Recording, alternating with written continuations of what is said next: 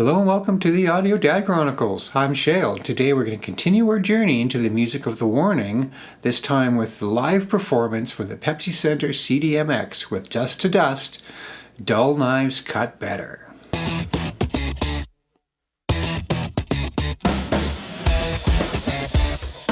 So hello Warning Army, here we are again. We're going to get into some more music from the Warning because I have not heard enough of it yet. I've checked out Choke and Evolve so far, Evolve being the first live opportunity I've had to see them, and it absolutely blew my mind. So I've got to see some more. Now there's been a lot of requests to check out the other song they did at the VMAs more, and I'm confident we will get into that, but I really wanted to get into Dust to Dust, Dull Knives Cut Better, live from the Pepsi Center first. So we're going to jump into that one here. And because we had such a good time doing it before, and I got a lot of positive feedback and more people wanting to see more of it, we are also going to do a deconstruction on this song at the end, where we break the song into the individual stems and have a little fun listening to their individual parts, because all three of these young ladies absolutely crush it on their individual instruments. We know they've got amazing vocal capabilities. Their harmonies are absolutely on point. And it is really, really cool being able to strip that back and listen to them all individually. So we are going to definitely do that at the end of this video, so I hope you stick around for it.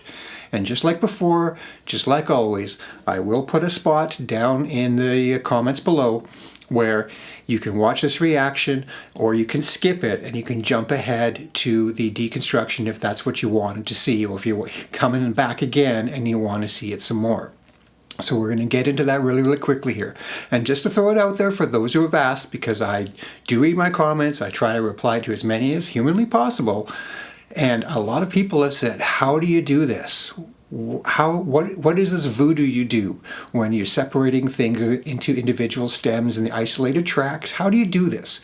So I've gone ahead and I've actually filmed a tutorial, a how-to, and I tried to make it as accessible to everyone as I could. So what I did when I filmed it is I actually used free tools. Even though a lot of the software I use is paid for, I've got some hardware, I've got some software that lets me pull some of these tricks out and all that, I intentionally did this from the perspective for you all, where if you wanted to do these things that I'm doing, where you separate the tracks and you listen to them individually, I did a brief little walkthrough on how to do that all. Now it is available on Patreon, but I made it for free, so you don't have to pay to get it. No worries there, I got you all covered. I would really appreciate it if you signed up for Patreon, join one of the tiers, because there will be more exclusive content coming every week. But at the very least, if you sign up as a free member, you will have access to that video and you can watch it and download the tools and do these things like I do, so you can experience some of this deconstruction, isolated tracks type fun for yourself. Totally optional, you don't have to do that. I also now have a Buy Me a Coffee page if you would just like to leave me a tip and say thanks for doing that, man, I really appreciate it. Or if you want to throw out some suggestions and maybe get it bumped to the top of the pile, wink wink, nudge nudge, you can always do that and just leave me a small tip to say thanks for the efforts. Because for what we do here on YouTube, a lot of the times we are not able to monetize things. We're doing this for the love of it and maybe making a couple of dollars here and there. And I'm really looking forward to the ability to eventually upgrade some of my equipment. You know, get better lighting, get a better camera, things like that. Offset the cost of the subscriptions for software that I need, or maybe upgrade my hardware to a better controller, things like that. And things like Patreon and the Buy Me a Coffees definitely assist us with that, because a lot of the times the videos we're doing on YouTube are demonetized, because that's just the way the system works, and that's totally fine. It is what it is, but anything that we can do to offset costs is always appreciated. So do sign up over on Patreon if you don't mind. Like I said, you sign for free and you're going to have access to that tutorial video, but you'll also have access to a lot more content that'll be going on over there. So anyways, enough talking. Let's get into the warning, shall we?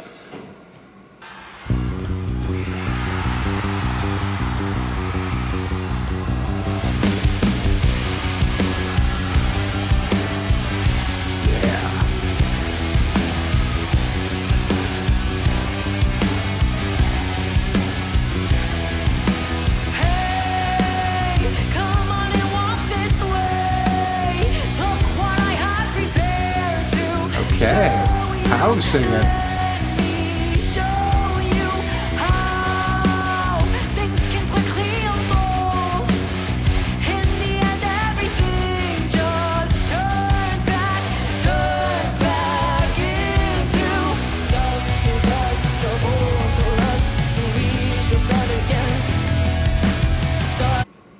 Sort of stop in the middle like that. Yeah, first impression. Pow is singing lead so far, at least on this one, and getting backup from her sister. Very, very cool. I know that she does that from what I've been told. That's awesome to hear so far. Little interesting observation, and again, reading a lot of the comments and looking into their equipment and so on without spoiling any of their music. I have peeked a little bit on what they use for gear sometimes. And I do notice that she, in particular here, has a laptop beside her, but I know what that's about. That's for doing some of the cues and setting up some of the, not background instrumentation per se, but I am aware of what's going on there. I don't automatically give a thumbs down when I see a band playing to either a click track or a backing track. This is actually a very common thing to do. And a lot of bands have been doing it for a lot longer than you realize. A lot longer. I've been side stage for some pretty major concerts going back to the early 90s, and major artists that I never would have assumed were using a click track, the drummer was. And that's not a bad thing. That's just helping keeping the timing. That sometimes it is related to video cues or lighting cues, automated things that are above and beyond what the band members themselves are physically capable of carrying out. But you got to keep that timing in place. And sometimes things like playing to a click or playing to a backing track are a big part of that. So I see a laptop here. I don't judge at all. That is not a bad thing. In no way, shape, or form does it ever imply what we're seeing is not them. I have no doubt whatsoever this is a true, raw, live performance. And I know when we get into the deconstruction in a little bit, that'll become very, very evident. So keep on keeping on, you three. This is killer so far. I'm really digging the vibe. So far, the bass is solid and fat. Vocals are thick. And just like on the last song, Evolve, I did notice that even though it's when Danny is playing, she's playing big open chords, but when Pow starts singing, she knows to back off. She's tightening it up. She's going into palm muting, keeping the notes smaller so there's less ringing to let the vocals shine through more. That is a sign of a cohesive band who is working together, no egos. This is amazing. Let's go.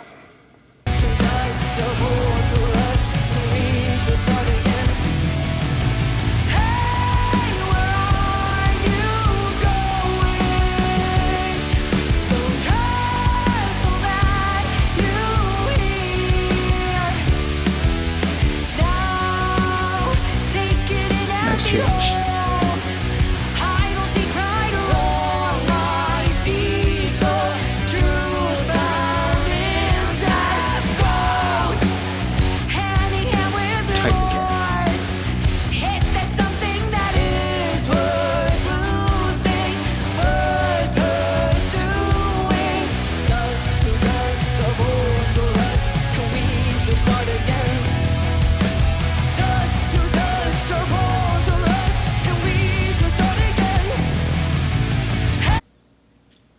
Don't want to stop it there. Just did notice one thing.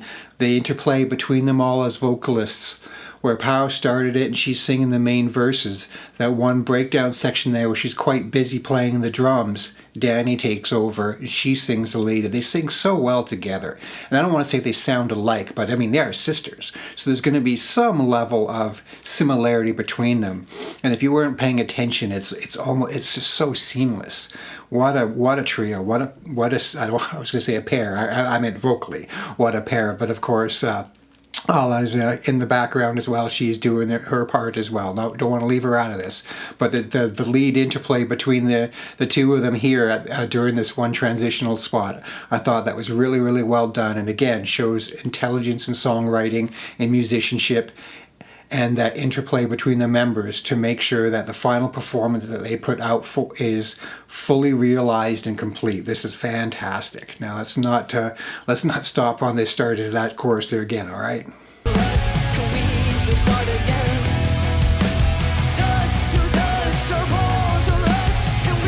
Nice little harmony.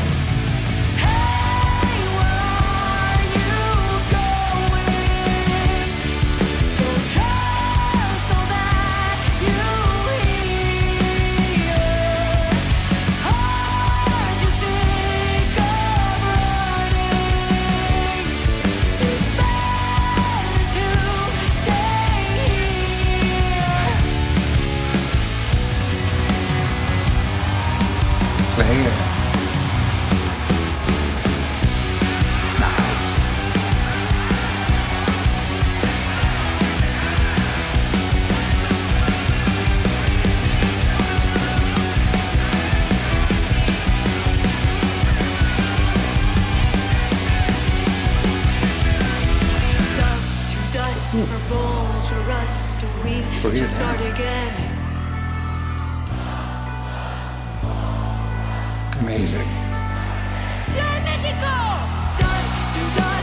That's a band that knows their crowd. The crowd knows their band. There is interplay. They know when to sing. They know when to play along. One thing I kind of sort of observed while watching the Evolve is there was some people up front that very clearly were fans of the band and knew the words and knew the lyrics, and then it almost looked like the rest of the crowd, well, I mean, they weren't there for them. It was a Video Music Award. They're just there for the performances and the award ceremony and all that, and they're just there to have a good time. And they were rocking out and having fun. Other than the few people up in the front, though, they looked like they were just kind of, you know, hey, this is the beat, this is the song. That ain't happening here. This is their audience. This is the Warning Army right here. And they're doing their job. This is freaking killer. I'm backing that up. I want to see that part again. Let's let that happen. Got the rock boxes down too.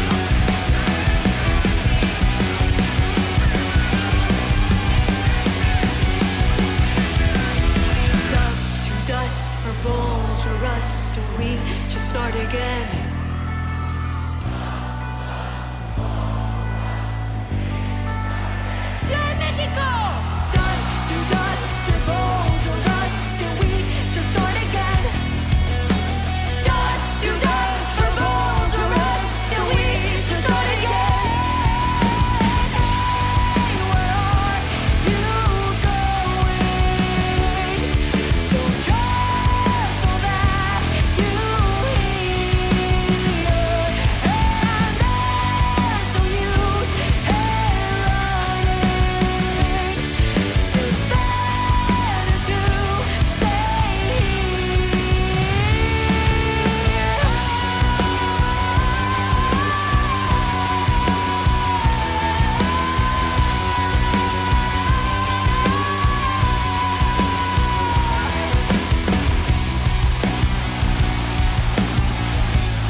Quick little stop here. Just been observing the gear along the way, being a musician and a former roadie myself. Really appreciating that. And I have, like I said, I've taken a couple little sneak peeks. No audio, just peeking into the pedal boards and the gear that they might use, just to kind of inform me along the way. And of course, you know, we've got the Spectre bass guitar. We've got the PRS. It does look to me that there is a live bass amp on stage, and of course these days most musicians are using the in-ear monitors, but there is still a lot of the backline of the amps on stage. But more and more over time, they are starting to evolve into being a prop. They are there to fill the back wall so you don't see the production crew and all that in the back, to give that, I don't want to call it an illusion, but to give that illusion of that rock concert that we're used to with a big wall of sound. But being responsible to yourself as an artist by not deafening yourself. You're giving yourself the in-ear monitors. You don't need to have the crushing on-stage volume. So often when you see backlines, they may or may not even be turned on necessarily, but being a musician, you tend to see the little subtleties in it that you're looking for that goes, you know what, that's actually turned on. They're using the background sound because it does affect you, you know, feel in the pants flap, if you will.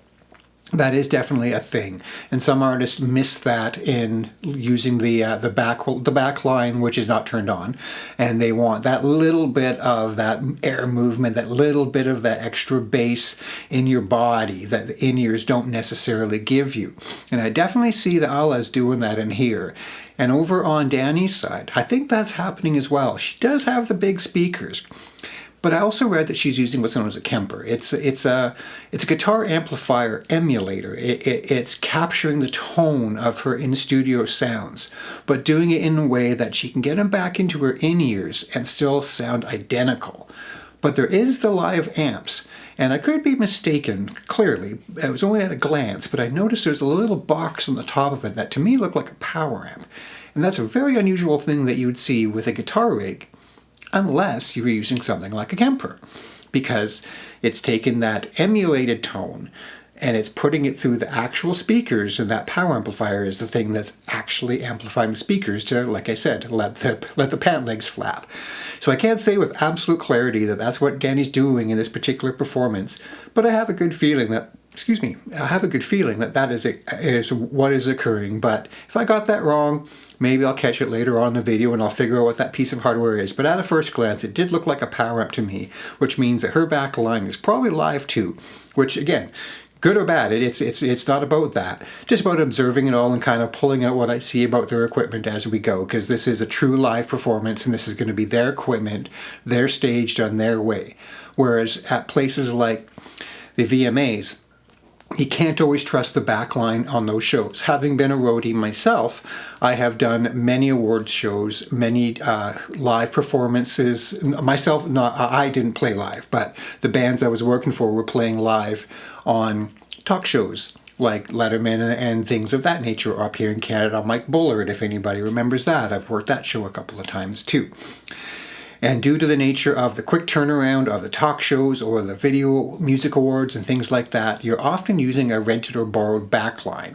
So your sound may not be exactly the way you want it, but it's good enough to get through that one single song quick performance. But this being their gear, this is all about the way they want it. And it's cool for me as a musician and as a roadie just to see the little differences and the little things that they're utilizing live in their setup.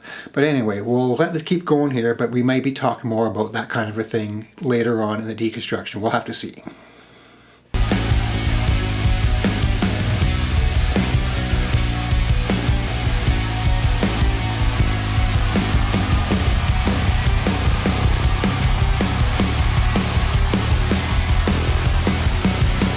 Nice walkway in front, cool.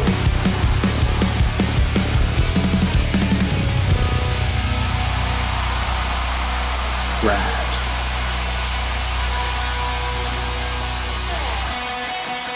Oh.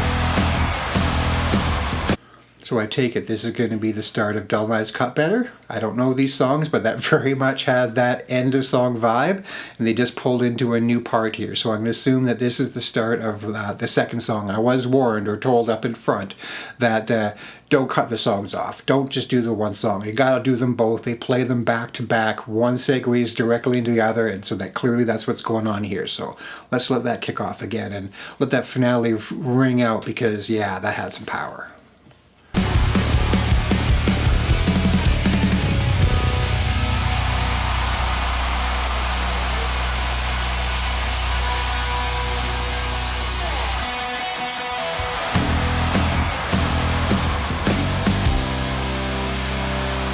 A little key change now for us. There it is, Dull Nights, cool. Power to sing this one as well.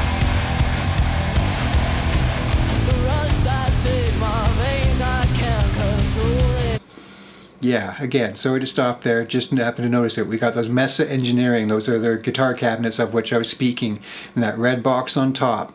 Although it's got 3 knobs, and that's not very common for power amps.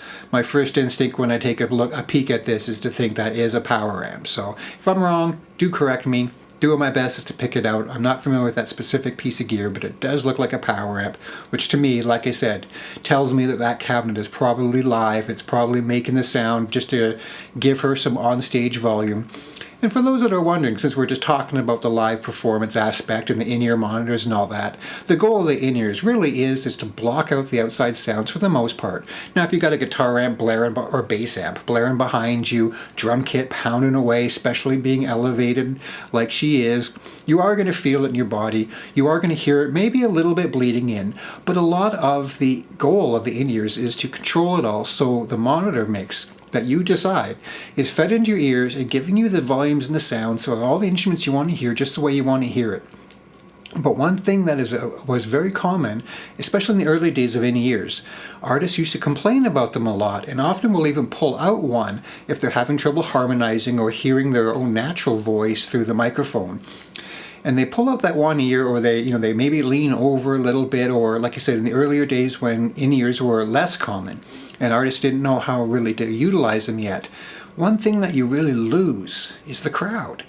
It was a very common thing to lose that crowd edge, the feedback and the singing and the cheers, and you don't hear it if your world is blocked out, if you're only hearing the controlled mix from your monitor side. And so what they do these days, you won't see it in this video, but I guarantee somewhere on the edges of the stage is going to be a pair of microphones. It's actually pointed at the crowd. What they do is they mic up the crowd. Yes, seriously. It doesn't go through the speakers. There's no cheating.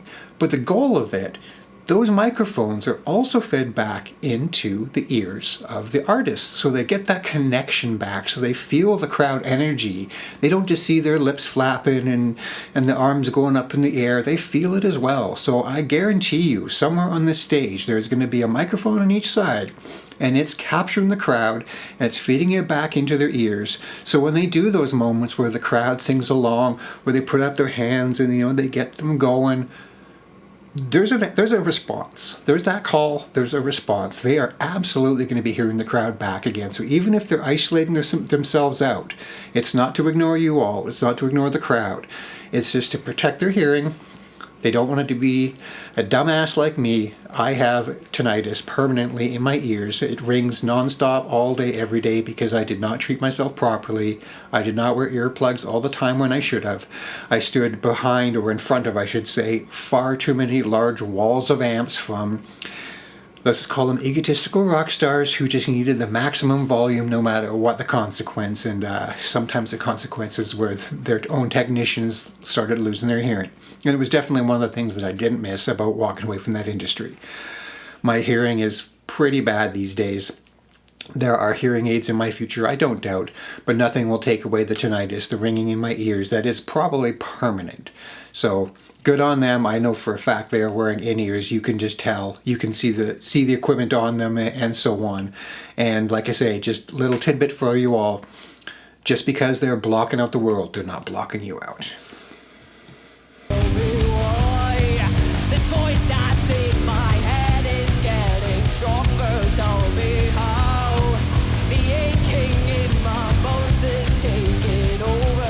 Deeper notes. There's a great shot. Sorry to stop it, but we just got a perfect angle there. You see how there's two packs on her back?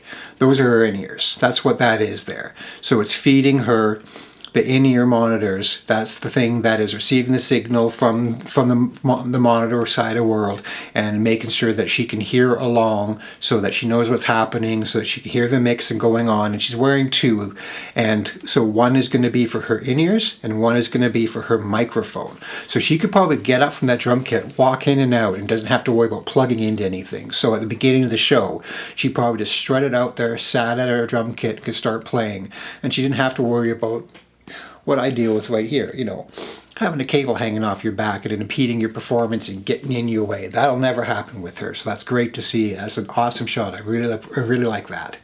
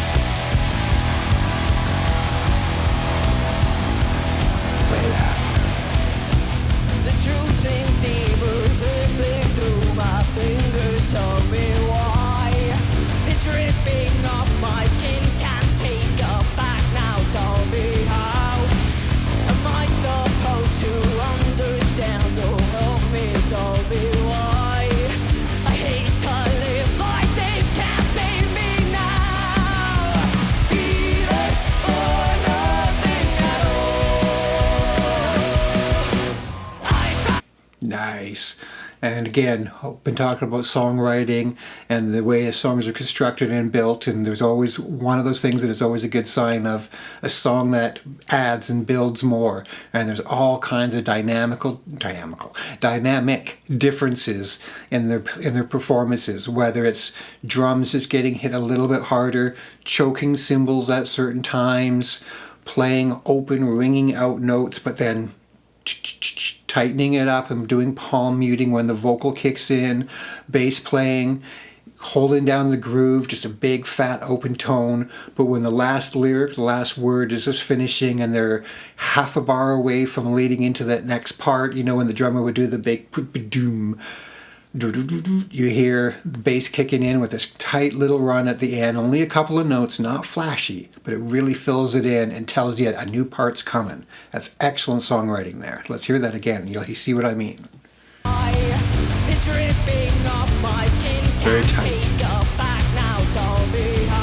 Bass playing. Now the drums. Busier, just a little more.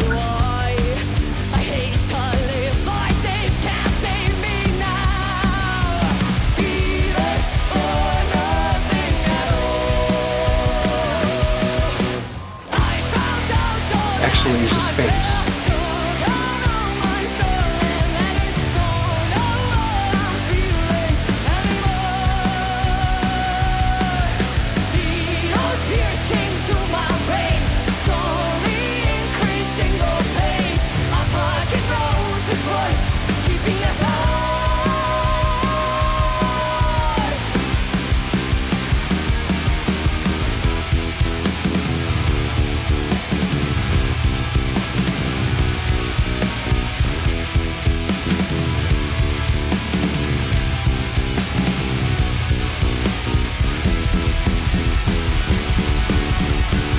Double kick kicks in.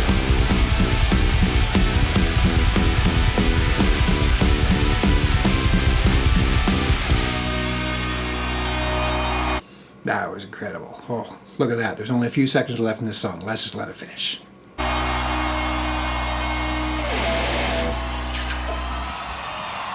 Yeah, that was the end of the song. Didn't know if there was more to it. That was awesome. That is, again, that is some excellent songwriting there. That is a trio that has no egos. They work together. They're all about the big performance. They take their turns, emphasizing different parts, filling in different sections. That little outro section there, I didn't know if it was going to be a bridge or if it was going to be an outro, but to me, it sounded like it kicked off and started with Alla on bass.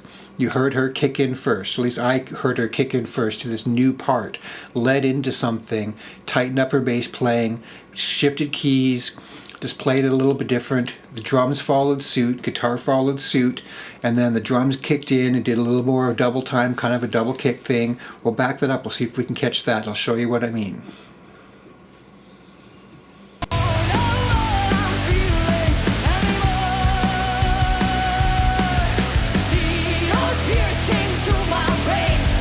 Adding vocals. First half didn't have it, second half has backups.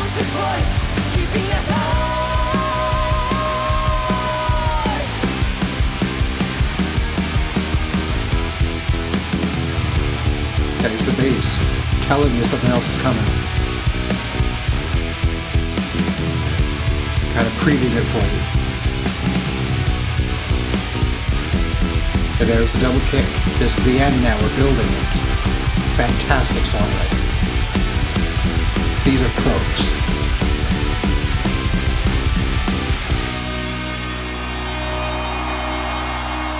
And just let it fade. Just let that note ring.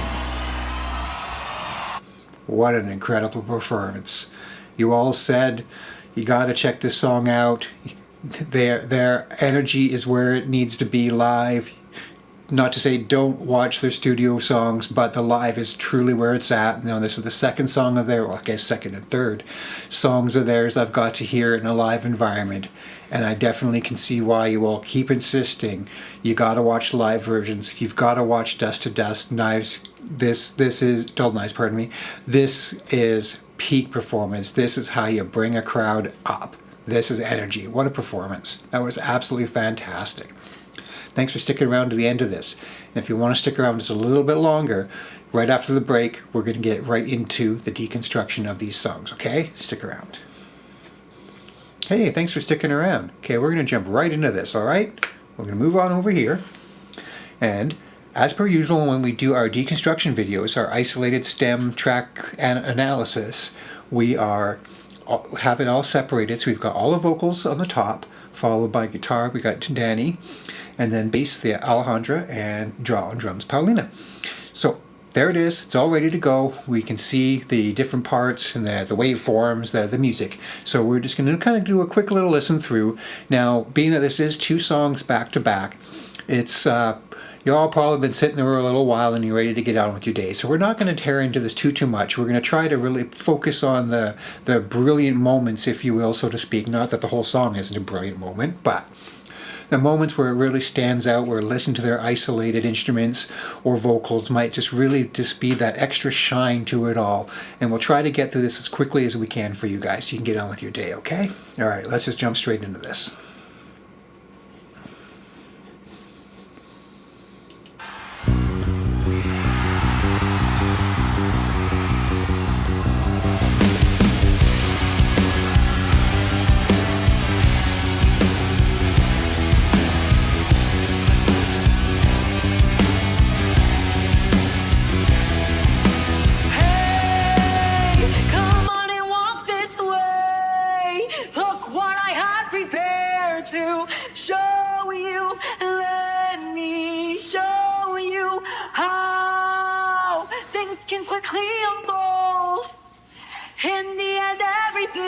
Just turns back into dust to dust, trouble to us, and we shall start again.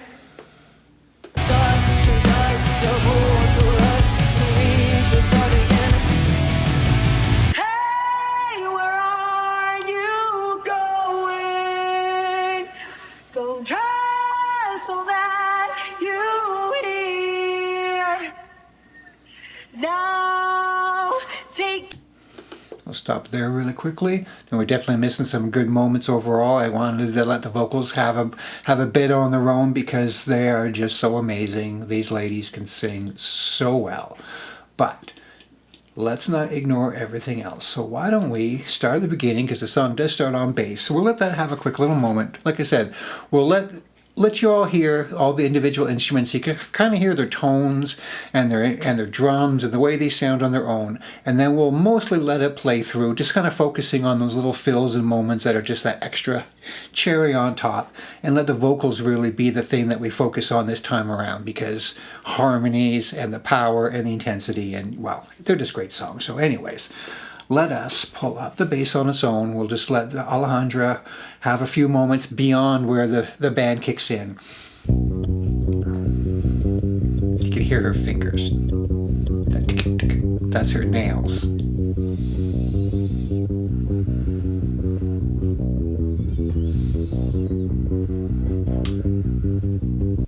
Very, very cool. All right, so let's take that back a touch. Let the drums kick in.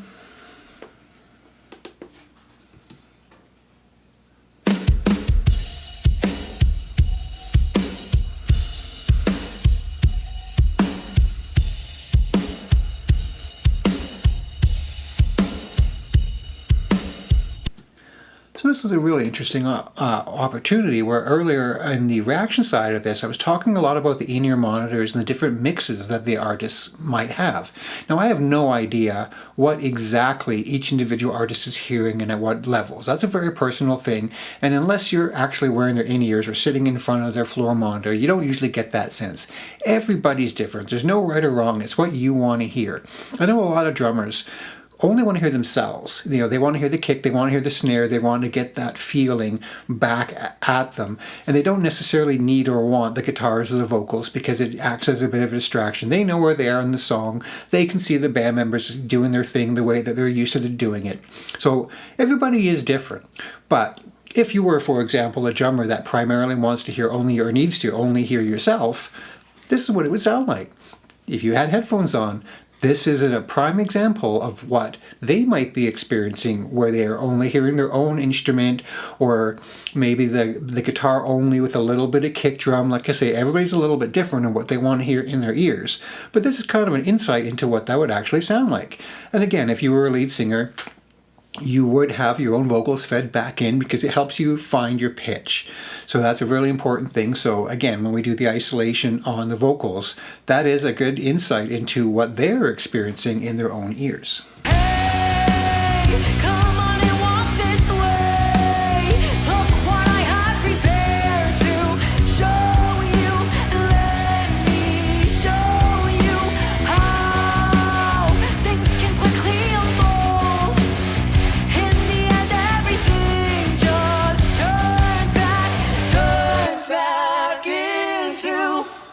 To dust, or bones, or rust, and we shall start again.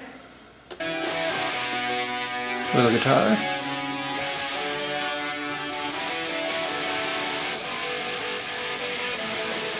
Get a little more open chords like I've been talking about.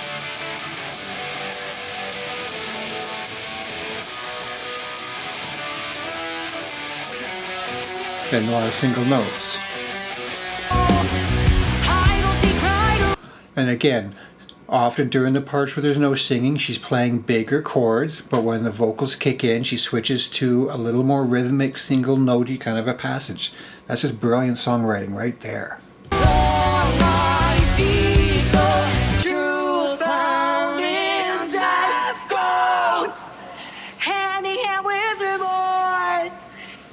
It's something that is worth losing, worth pursuing. Dust to dust, or bones to rust, and we shall start again. Dust to dust, or bones to rust, and we shall start again. Now, I don't know about you, but that part right there in particular sounded like to me that they had Danny down the middle and they had Alejandra off to the side. Very common trick, particularly in live. You don't want all the parts coming down the middle. You got to put a little bit of a separation, and it helps you identify and hear.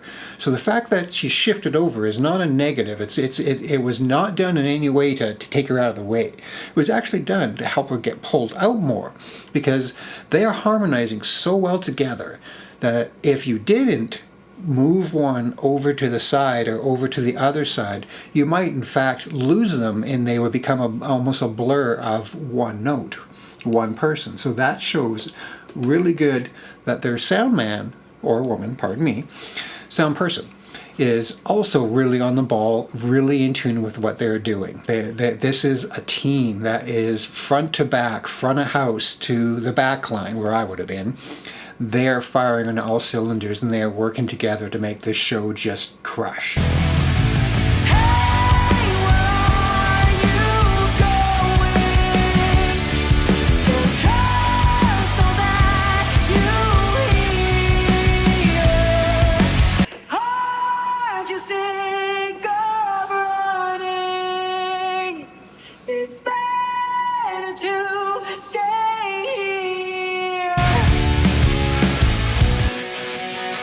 Back to that single notey again.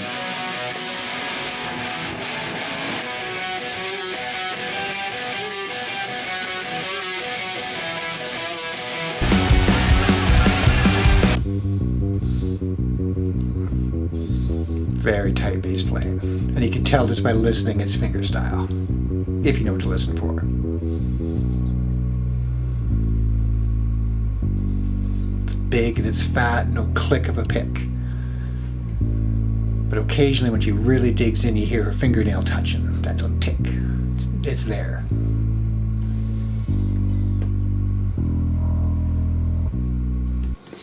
Very cool.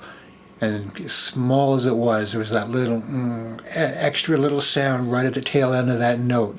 Being a bass player, I know exactly what that is. That note she hit that string just that little bit extra hard, and it's wobbling around, doing what it does, resonating. That proves this is live. Not that there was ever a doubt, but those little subtleties to it, those little inconsistencies to it, are what make, to me, live performances just so much more special, because you hear that imperfections. That's not a bad word. but you hear the imperfections that give it the energy, that take away from that, I don't want to say sterility, but that sameness that a produced record is going to have, where they're going to get every take just perfect. Live brings in that energy and it amplifies it in a way that you just cannot replicate. Let's let that play.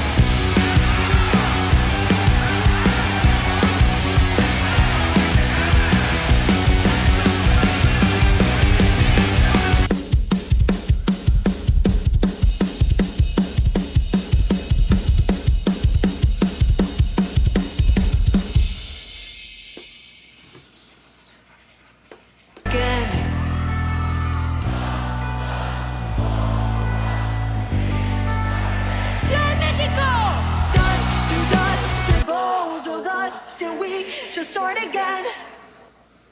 Dust to dust, for bones to rust, and we should start again. Hey, where are you going?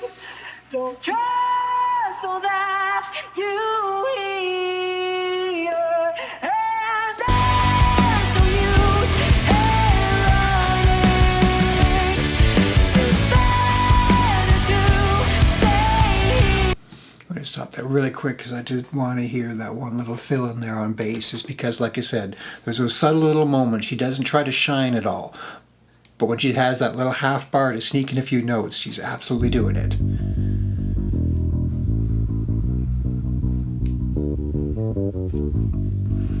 Do do do do do do. Very, very cool. Great bass playing. Tasteful.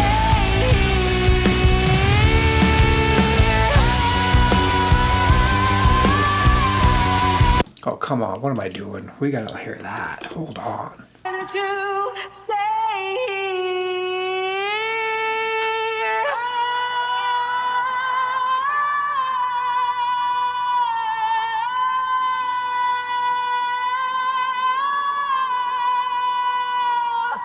One note, one breath. Beautiful. Let's hear some Danny guitar playing. It's been a little while.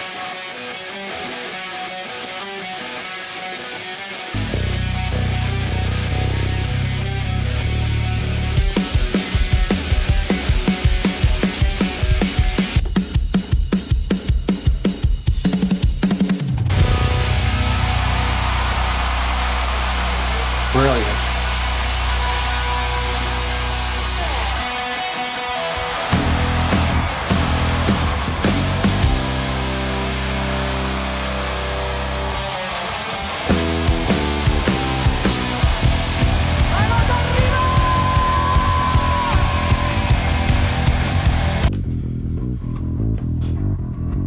Things I can't control it, tell me why. Very This voice deep. that's in my head is getting stronger, tell me how. The aching in my bones is taking over, tell me why. My body's feeling great, I'm freaking out. Feeling for nothing at all. Cause I found out all nice got better. Don't got all my scrolling letters. Don't know what I'm feeling anymore. Needles piercing through my brain. Slowly inflicting no pain. I'm plucking roses, blood, keeping that thought. Okay, we'll have to let that vocal play through as well. As much as I wanted to bring the rest of the band back in, we did miss a moment, so let's just let that happen. Needles piercing through my brain. Harmonies. Gotta have them. Slowly inflicting no pain. I'm plucking roses, blood, keeping that thought.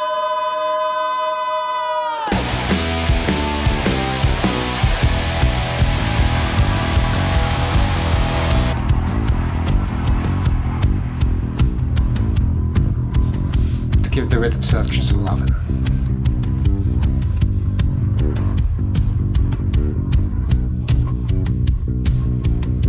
How am I supposed to understand? Oh, help me, tell me why.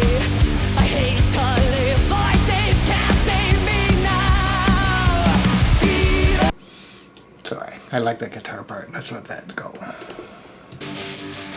Get tight chords. Let it ring.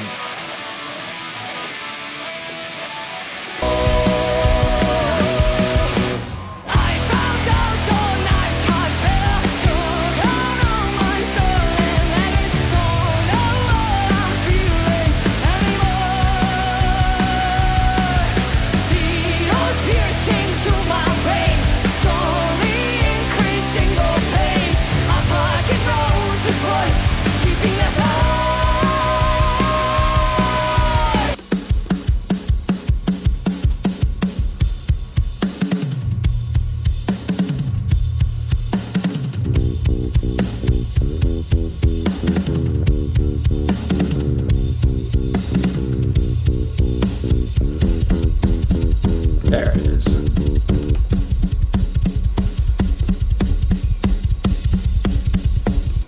Let's let that play a bit with everyone else though.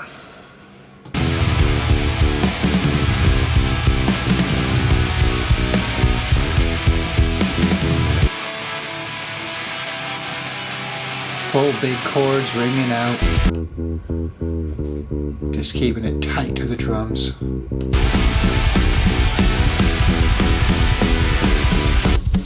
Finishing it up.